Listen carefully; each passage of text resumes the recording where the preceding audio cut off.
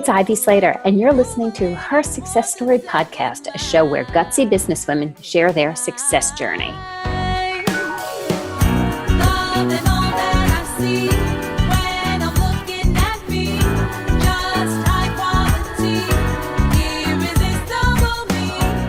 Hi, it's Ivy Slater. Welcome to Her Success Story, where crazy and gutsy women make some amazing things happen. Today, I want to talk to you about the combination between practical sides of business and spiritual sides. And I don't know how often this is talked about, so I'm going to just put it out there kind of plain and simple. I have been a practical businesswoman for 20 some odd years. For those of you who know me, who've been following myself and Slater Success and some of her success stories since we launched, you have already gotten to know there's a bottom line businesswoman in me, a woman who wakes up every day and sees what is on that to-do list. What are the marketing steps? What are the financial steps? What are the sales steps? What are the things that get done in business every day? Vitally important piece.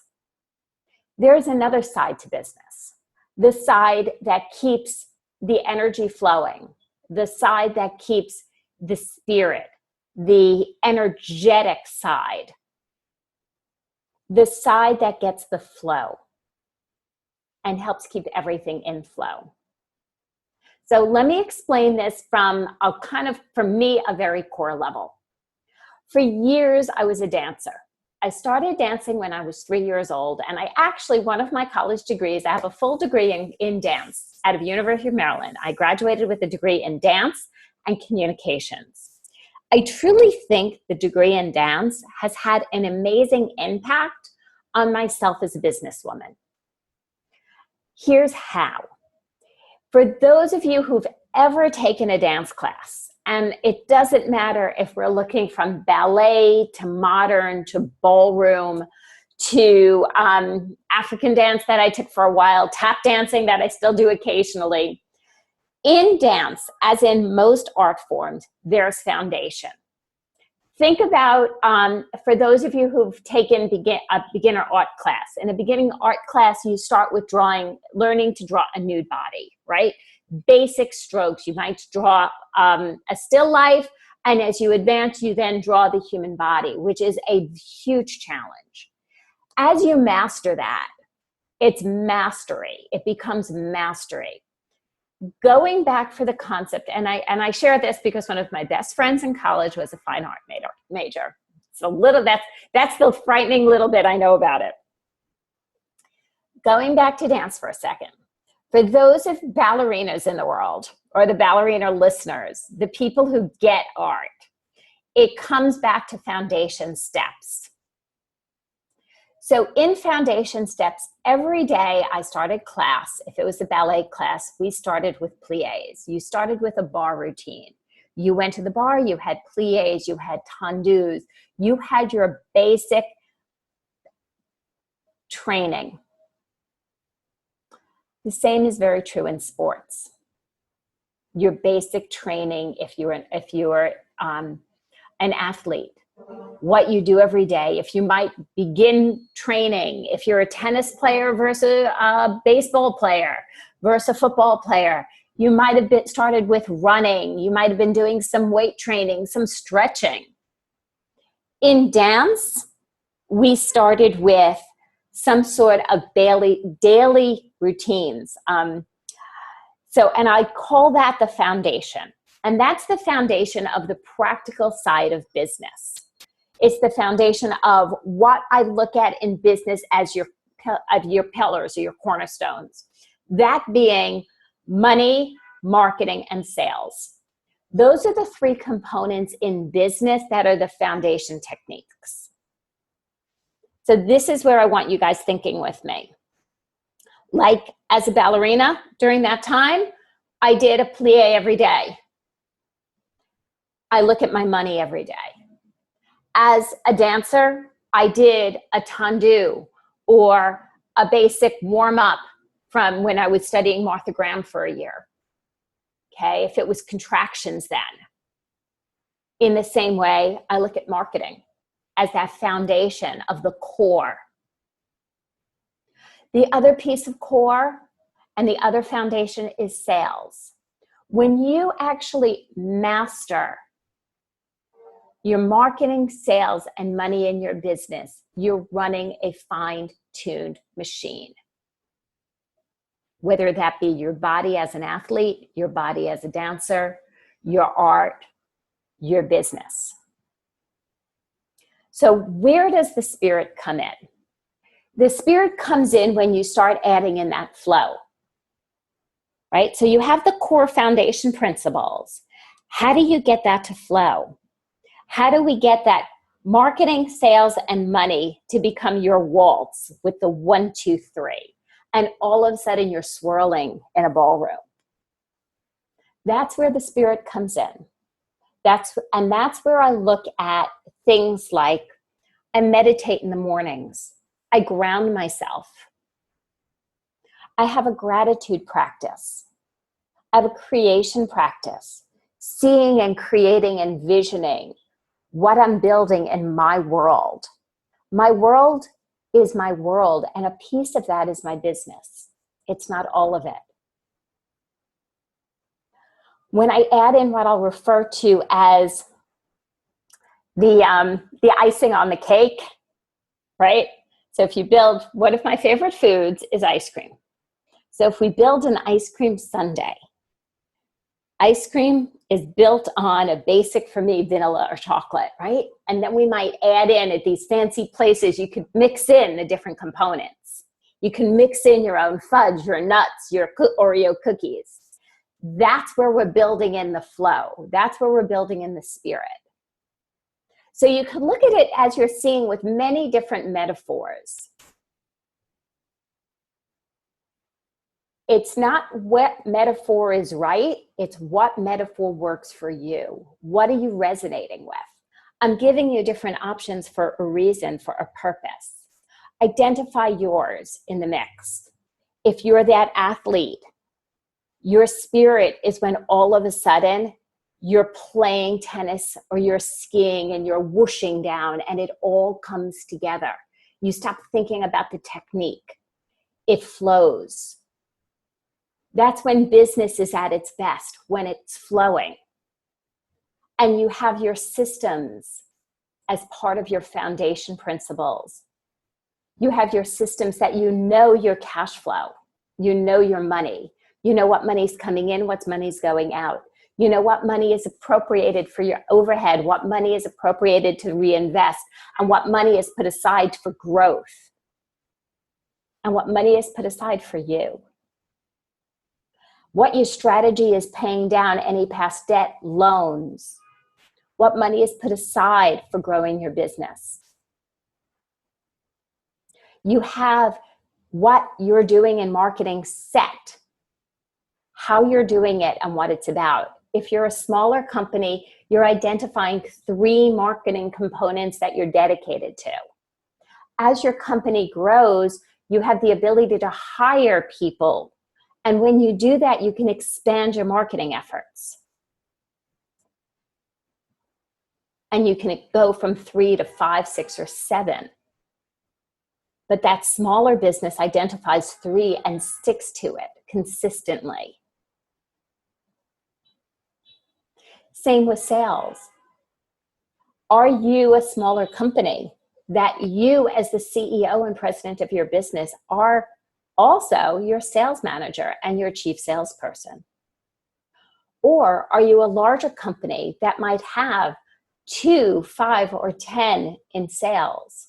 Or even a larger company that has sales teams and sales departments? Do they have their systems in place? What does flow look like in sales? Are there territories marked off? Or is there a flow between your marketing efforts and your sales initiatives?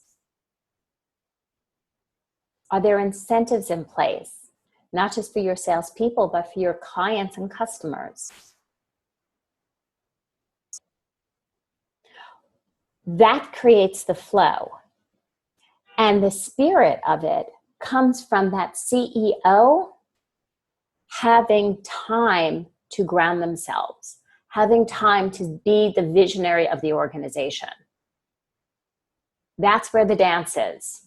That's where the choreography is. That's when you add the music and you sit and you watch Alvin Ailey perform. And it all comes together with these beautiful costumes, this great music, and the bodies that are moving in absolute symphony together and harmony.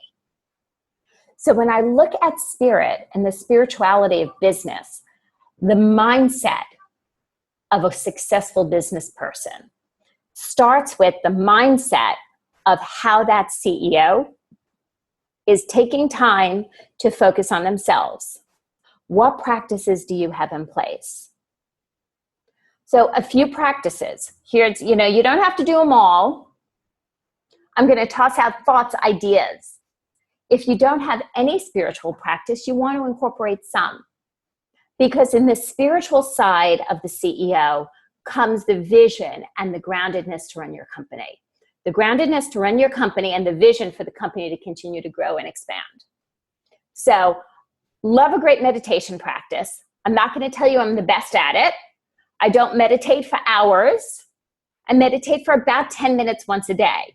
I know my husband believes in a twice a day 20-minute meditation. He goes, "You're shortcutting it, Ivy." That's okay. I'm doing it my way. Find your way.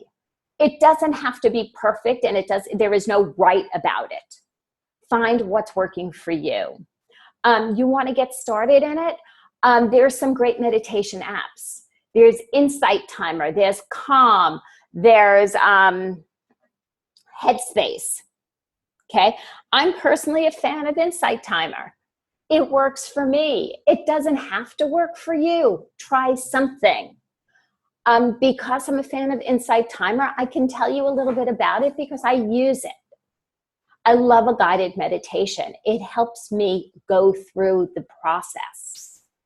I could pick my meditations by how much time I have different days. If I only have a few minutes, I could pick something under 5 minutes. If I have more time, I could pick something at 10, 15, or 20 minutes. I could pick something that's dedicated to morning. Actually, this morning I did a meditation that was around gratitude. I felt like it. It worked for me. Again, let go of right and wrong and just do. I find meditating a few minutes in the morning really helps ground me. I also, and for years, have believed in a gratitude practice. Understanding and being in tune to what you're grateful for and build from there. I look at it as a springboard for the gymnasts in the group. You have those springboards that you jump from when you mount a horse and mount the parallel bars. I think of my gratitude practice as my springboard into the future, into my day. Write down daily what you're grateful for. Hey, if you miss a couple of days, it's okay. Years ago, a couple of tricks of the trade of how I stay in tune to it. For a long time, I used a book that I kept on my night table.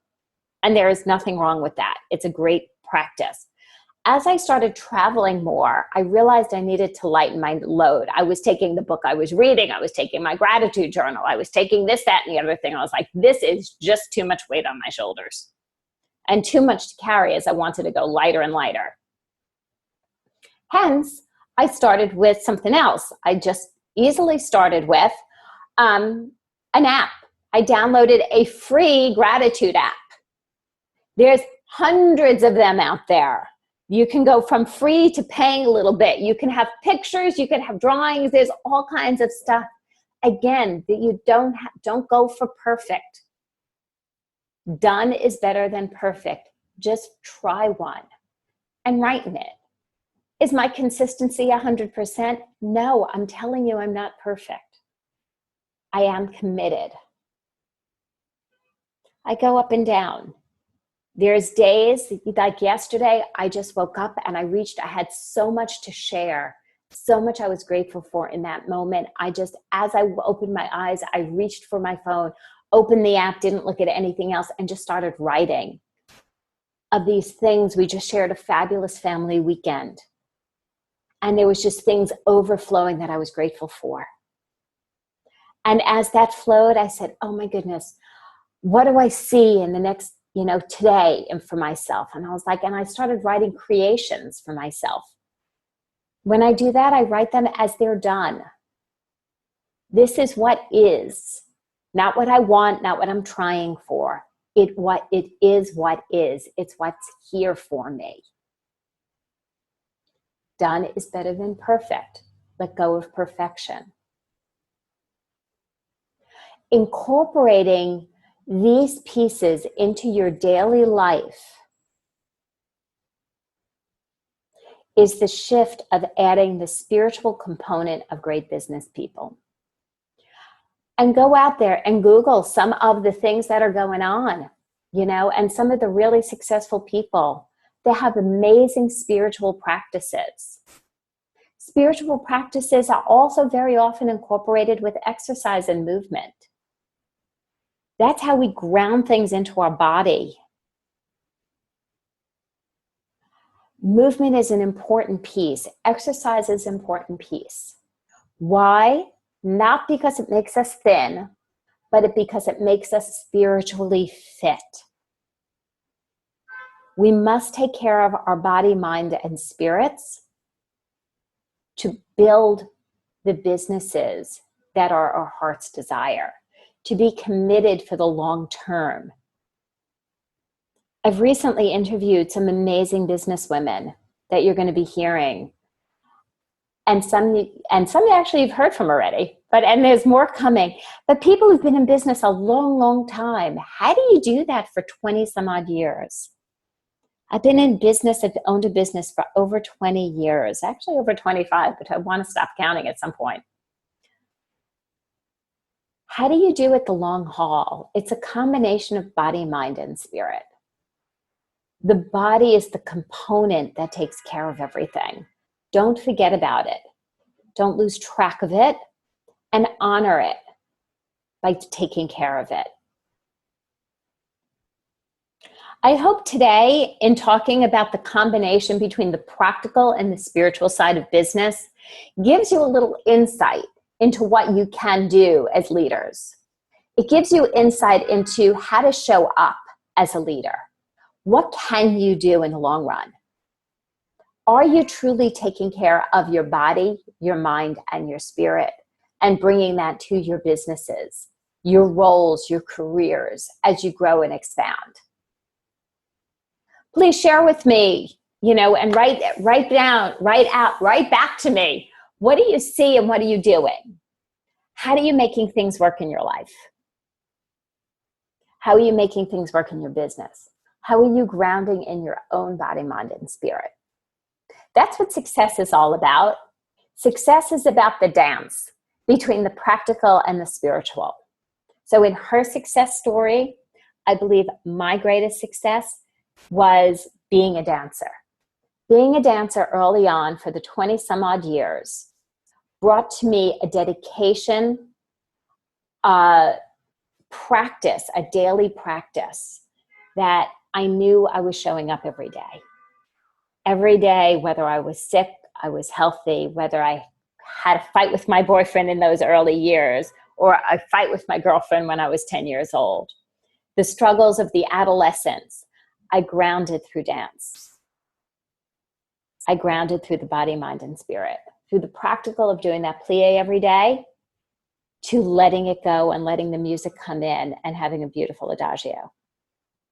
I wish the same for you in your business. Ground yourself, put yourself first. If we don't, we're not truly business owners. We can't go the long haul. Till next time, thanks for tuning in to Her Success Story. Stay tuned for some amazing stories coming up in the next few weeks through great women. And I look forward to hearing from you on iTunes and Libsyn and a few other platforms that were out there. Most importantly, feel free to post on our Facebook page under Slater Success and LinkedIn. I want to hear what's resonating with you and what you want to hear from me. Thanks for being here.